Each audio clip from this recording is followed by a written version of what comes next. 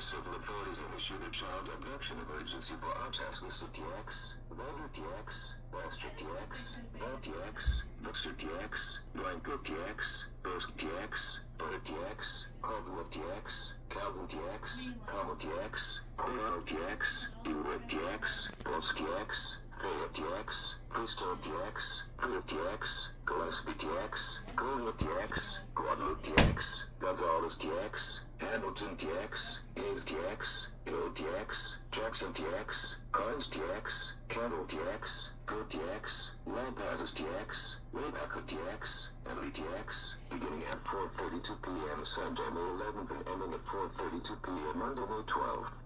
Local Amber Alert. Missing / abducted child from Pflugerville, Texas. Missing child is a Dana Booth, 15-year-old Hispanic female, last seen wearing a black dress with black and white Jordan Brand shoes. Call Pflugerville police with information. If seen, call 911.